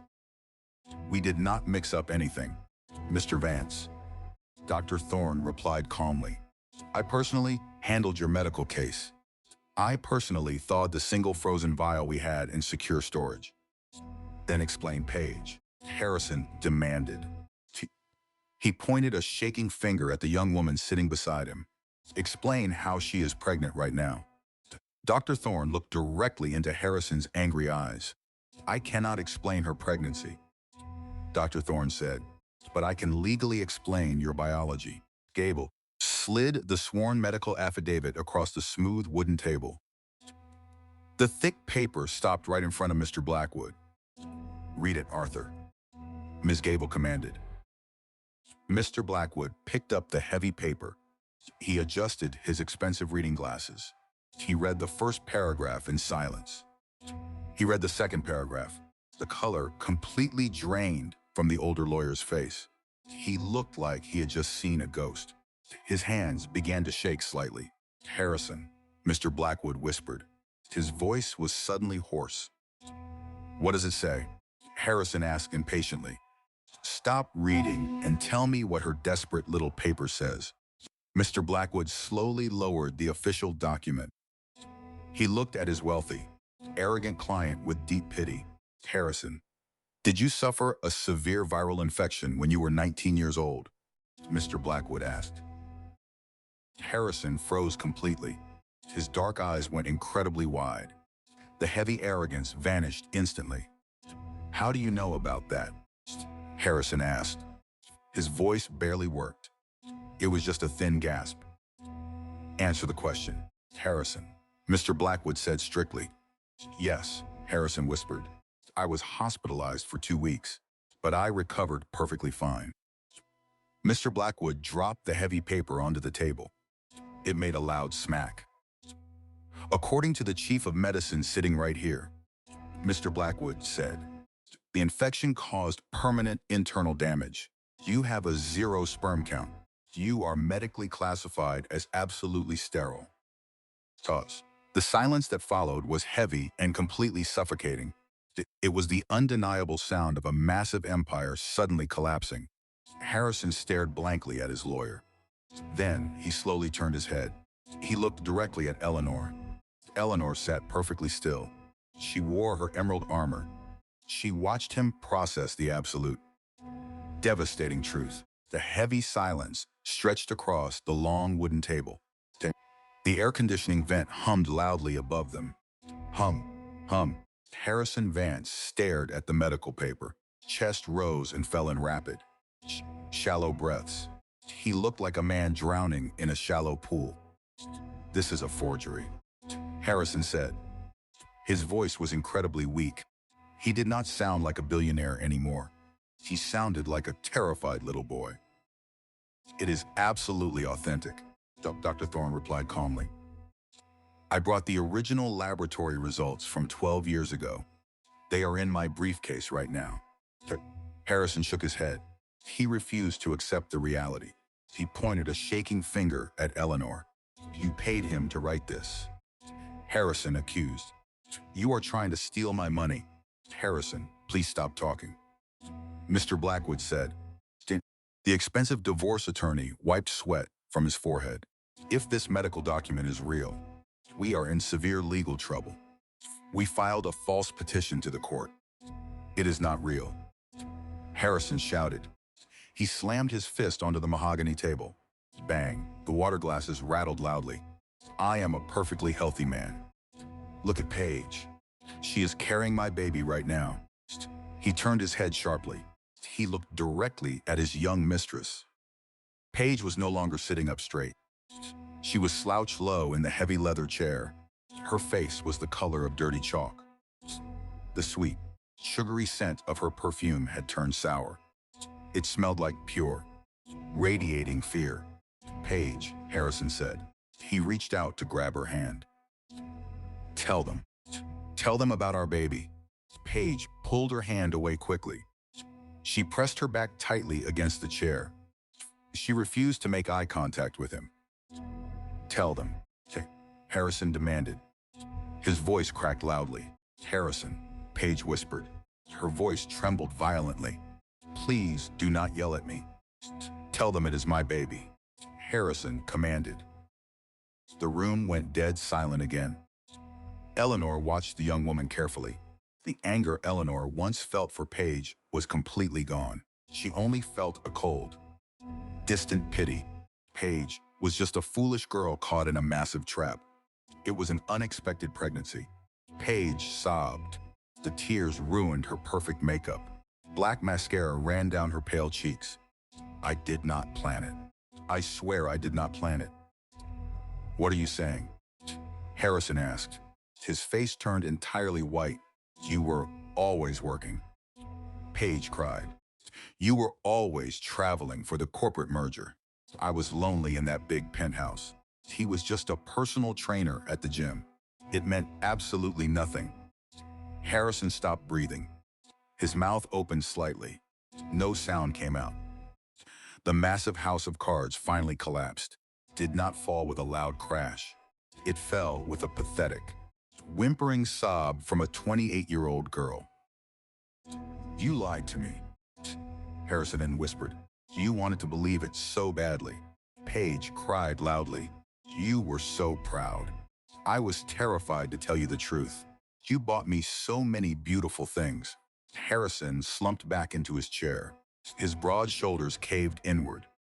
The arrogant billionaire vanished completely. He looked utterly broken. His masculinity was his entire identity.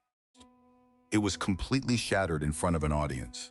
Arthur, Harrison said to his divorce attorney, do something. Mr. Blackwood closed his dark leather briefcase. He clicked the brass lock shut. Click, click. There is absolutely nothing I can do. Harrison, Mr. Blackwood replied coldly. You lied to me. You made me file fraudulent legal documents. I am formally withdrawing as your legal counsel effective immediately. Mr. Blackwood stood up. He did not look back. He walked rapidly out of the private boardroom. The heavy door clicked shut behind him. Miss Gable leaned forward on the glass table. She folded her hands together neatly. Well, Harrison, Ms. Gable said cheerfully. This has been a very productive meeting regarding the splitting assets process. Let us review the new terms. Harrison did not look up. He stared blankly at his shaking hands.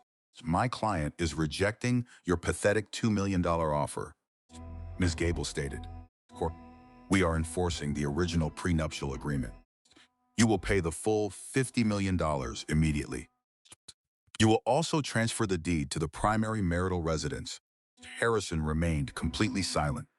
Fight was entirely gone from him. Furthermore, Ms. Gable continued, since you formally denied paternity on the legal record, we accept your denial. You will surrender all parental rights to the child Mrs. Vance is carrying. You will never see this baby. Harrison finally looked up. His dark eyes were red and watery. Eleanor, Harrison pleaded. His voice broke.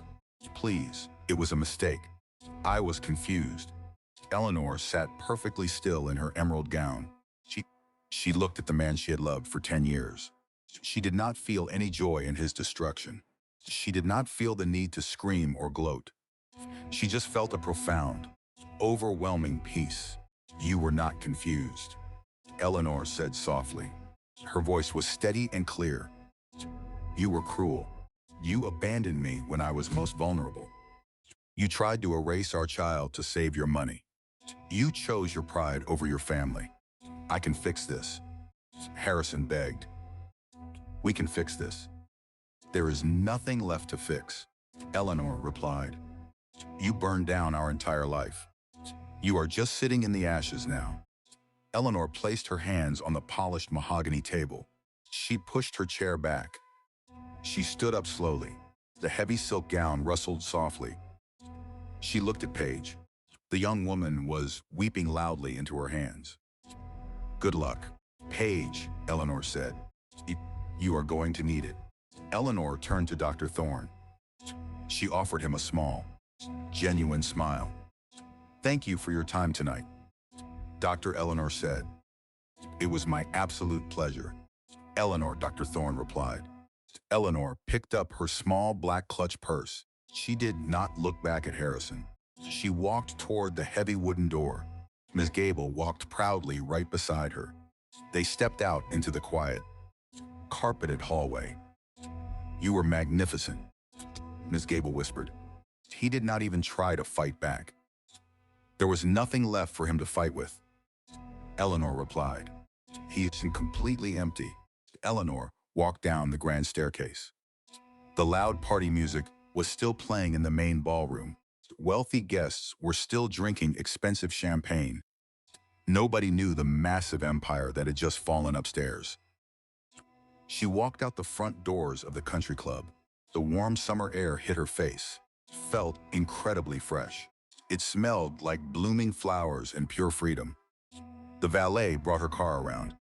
She tipped the young man handsomely. She climbed into the driver's seat. She shut the heavy car door. The silence inside the car was beautiful. It was not the suffocating silence of the empty house. It was the peaceful silence of a finished war. Eleanor reached into her purse. She pulled out her cell phone. The bright screen illuminated the dark car interior. She opened her digital photo gallery. She saw 10 years of memories, vacations, anniversaries, smiling faces. It was an entire lifetime captured in little digital squares. She pressed the select button. She tapped the option to select every single photo. 2,400 pictures were instantly highlighted. She scrolled down slowly. She found a picture of her golden retriever dog playing in the snow. She unchecked that single box.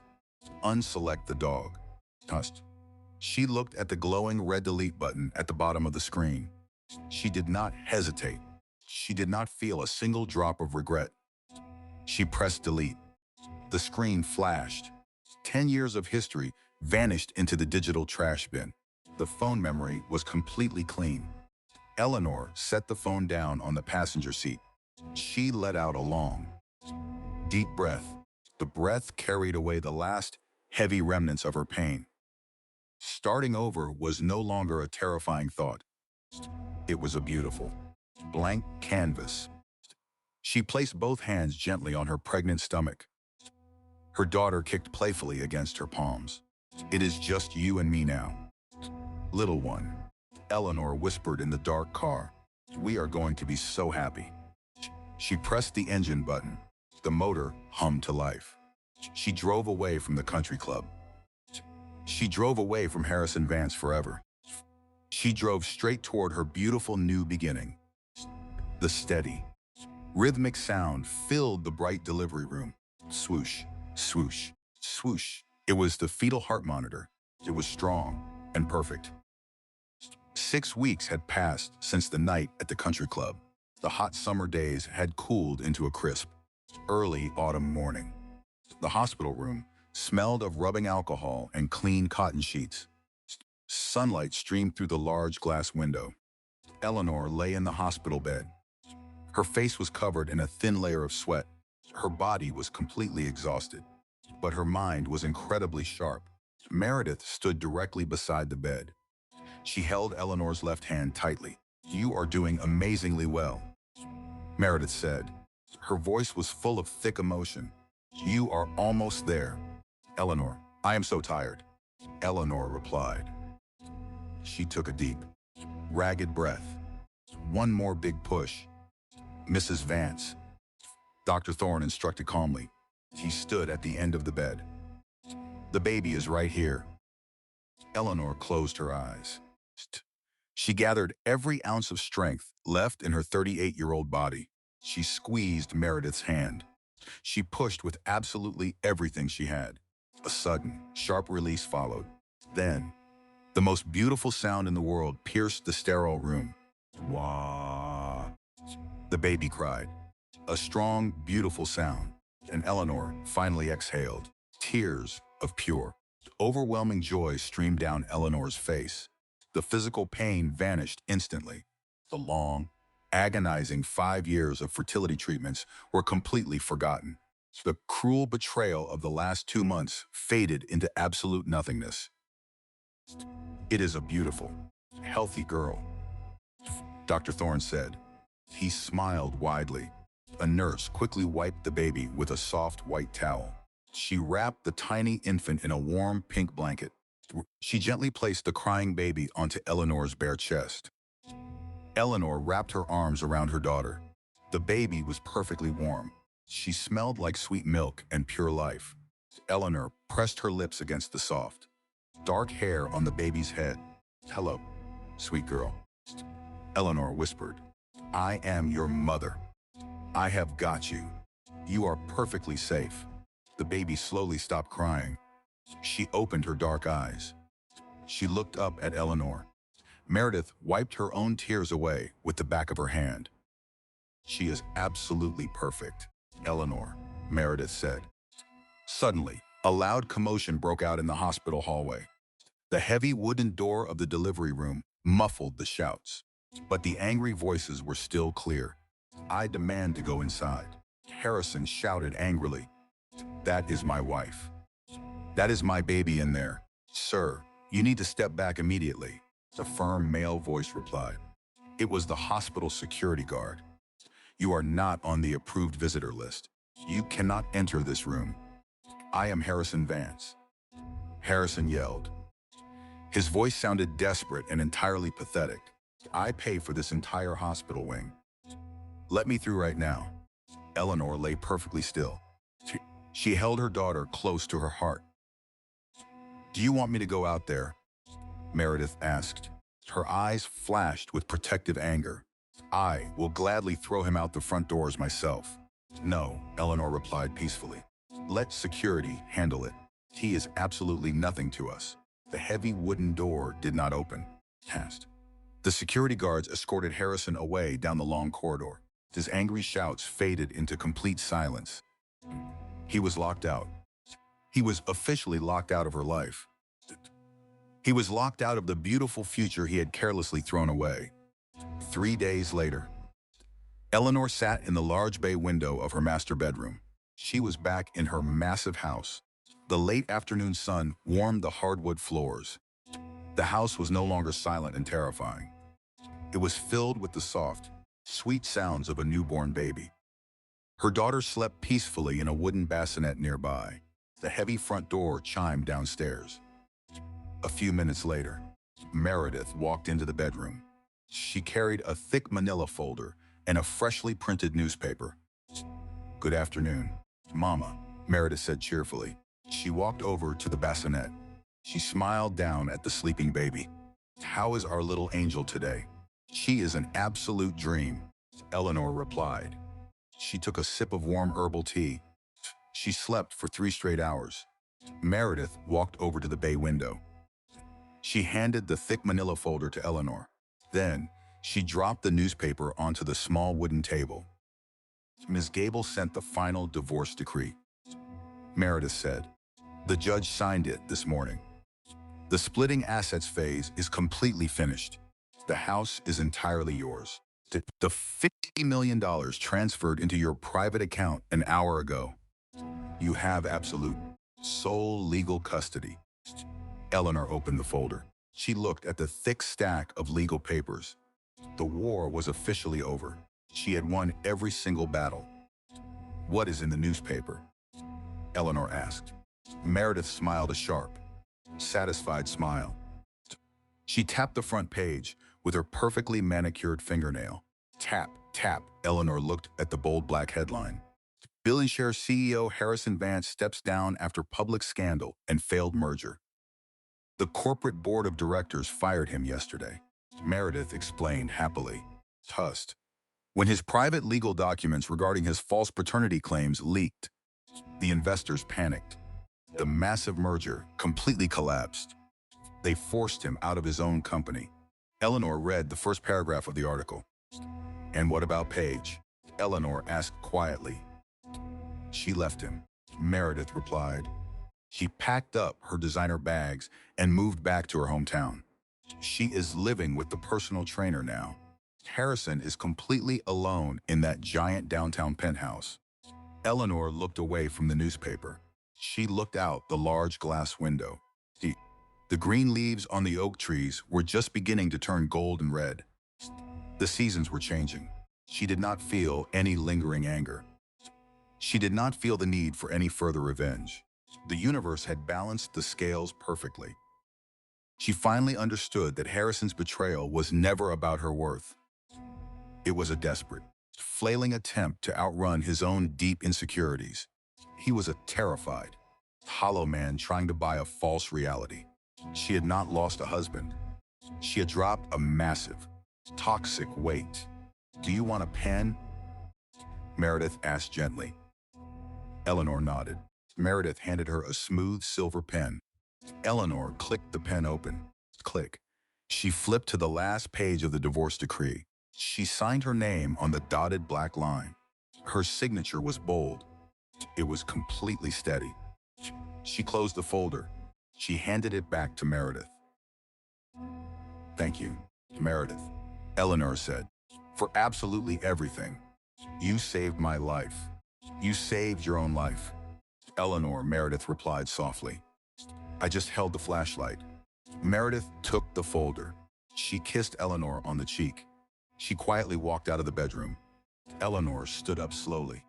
Her body was still healing, but she felt incredibly strong. She walked over to the wooden bassinet. She reached down. She gently lifted her sleeping daughter into her arms. The baby sighed softly and rested her tiny head against Eleanor's shoulder. Eleanor carried her baby down the long, carpeted hallway. She walked into the nursery. The soft blue paint on the walls was perfectly dry now. The white wooden crib stood in the corner. A plush gray rocking chair sat by the large window. The room was beautiful. It was a perfect sanctuary. Starting over did not feel impossible anymore. Starting over felt like a warm, bright sunrise. She sat down in the plush rocking chair. The chair creaked softly as she rocked back and forth. Creak, creak, creak. The grandfather clock in the hallway chimed gently. It was 5 o'clock in the evening. 6 weeks ago, at this exact hour, her entire world had violently shattered in this very room. A cruel man had walked out that heavy oak door and left her for dead. She looked at the closed nursery door now. The door was firmly shut. The heavy locks were engaged. The bad things could no longer get inside. Eleanor looked down at the beautiful, sleeping face of her daughter. "We did it," Eleanor whispered into the quiet room. "We are home." She closed her eyes. She leaned her head back against the comfortable chair. She listened to the steady, perfect breathing of her child. She was completely safe. She was entirely whole. And for the first time in 10 years, Eleanor Vance was truly, absolutely free. What a truly incredible journey of resilience, justice, and absolute karma. Eleanor S. story teaches us profound lessons about gaslighting, the illusion of control, and the unbreakable strength of a mother.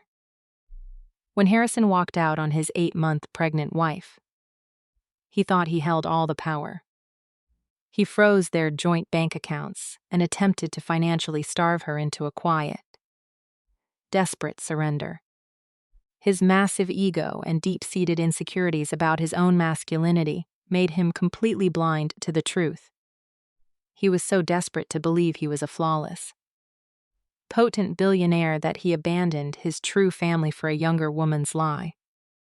However, true power does not roar, it plans. Eleanor did not resort to chaotic, loud revenge when she discovered the medical files proving Harrison's absolute, permanent sterility. Instead, she transformed her deep vulnerability into an impenetrable fortress. She gathered undeniable medical evidence and let her arrogant husband build his fraudulent house of cards right up until the night of his charity gala. The vital lesson here is that silence and facts are a woman's greatest weapons against a master manipulator. You do not need to fight your battles in the mud. You simply need to secure your evidence and wait for the perfect moment to let the truths expose the liars. Harrison's ultimate downfall was entirely his own doing. By trying to rewrite history and legally denying his paternity to save his wealth, he permanently severed his rights to his only biological daughter.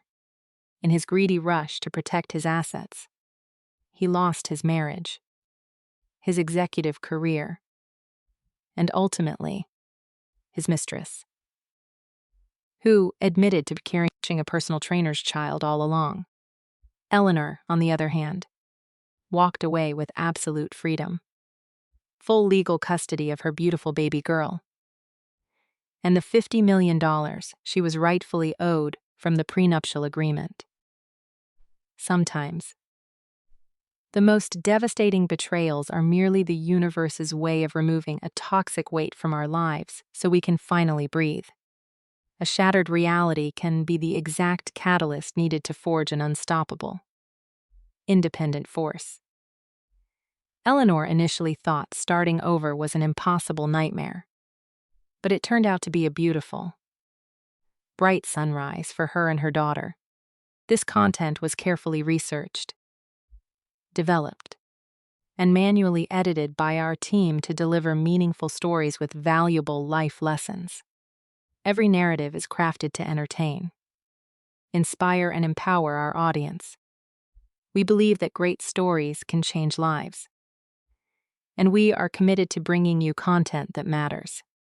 Thank you for being part of our community.